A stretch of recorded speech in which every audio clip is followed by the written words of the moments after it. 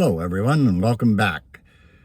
Today I thought I'd do a little quick shop tour. Other people have done a tour of their workshops, so I thought this would give me a good opportunity to get that over with and let you see where I do my work. I live in an apartment, so I have to travel to my workshop, and I've just arrived, and so let's go have a look to see where it all happens.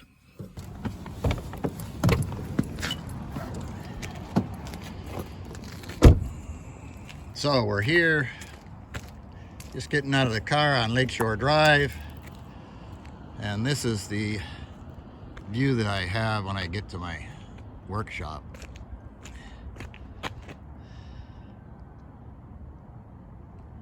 And this is where my workshop is encased. So we're going to be going into that back door right there. Oh, heck, I might as well take you with me. It's going to be a little bumpy. Sorry about that.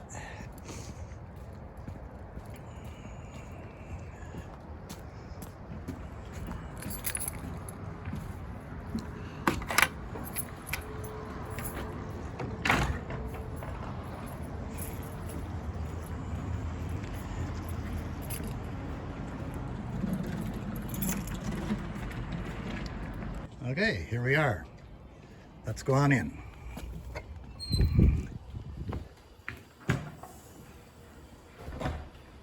So, this is the inside of the museum. On the right-hand side, you can hear people working. On the right-hand side is the model train layout. This is another one of our little dioramas of the Red Racer that was our first drive-in restaurant back in the 50s. And we'll talk more about that at a later date. Okay, let's go to the workshop.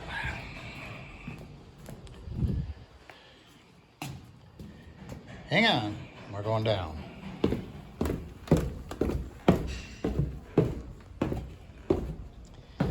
Okay, we're now in what's known as the bilge of the ship.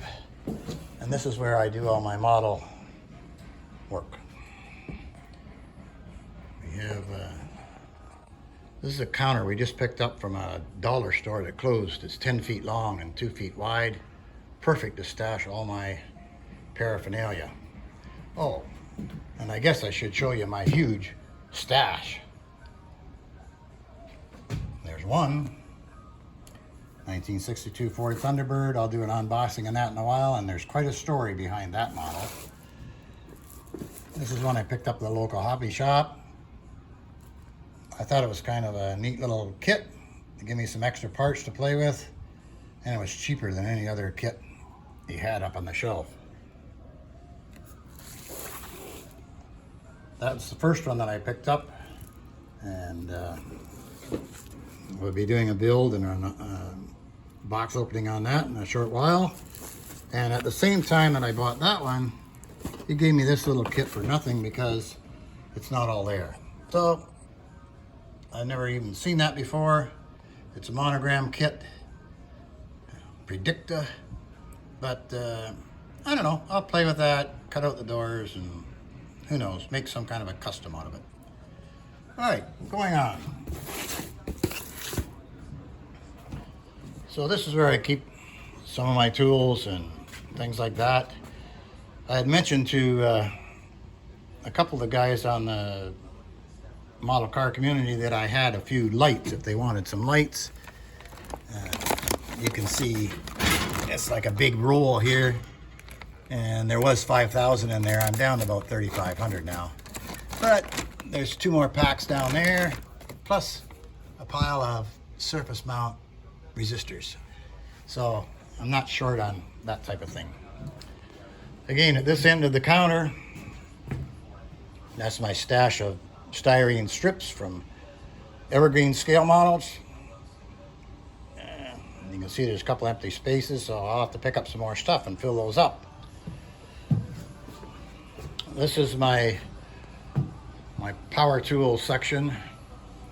I've got a little tile saw. I removed the actually tile saw blade and put a wood blade on there, so I use that to cut up, you know, 2x4s or 1x4s or whatever, plywood, whatever I need for the layout. And next to that, a little drill press, table mounted drill press. And right next to that is a little Ryobi saw. I use that for like a scroll saw to cut out shapes, different shapes. Next to that, of course, you got to have the old faithful microwave. And up above, my 3D printer. It's a Proton S. I've had that for close to 9 months and haven't done a darn thing on it yet. Next to that, my homemade booth, my spray booth.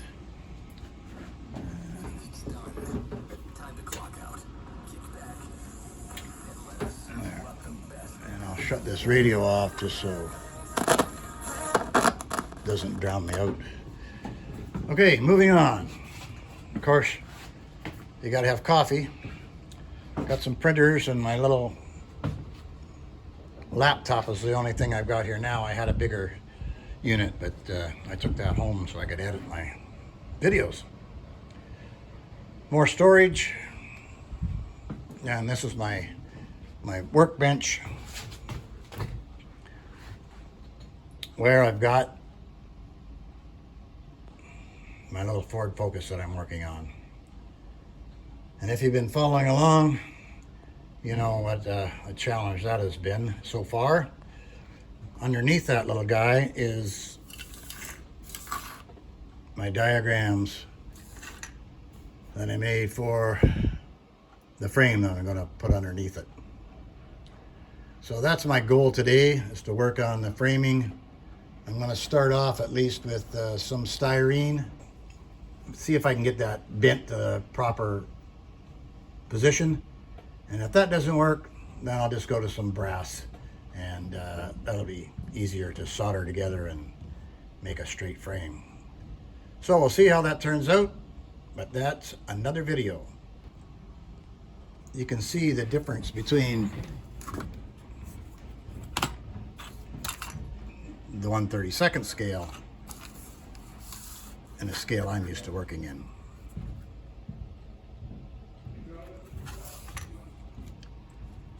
This is above my workbench is all my wire. That's 28 gauge. I have another stash up here. Of course, my Fordham, and it's got a 5-foot flex arm on it. And those cabinets are full of electronic components, power supply, and some more containers full of this and that.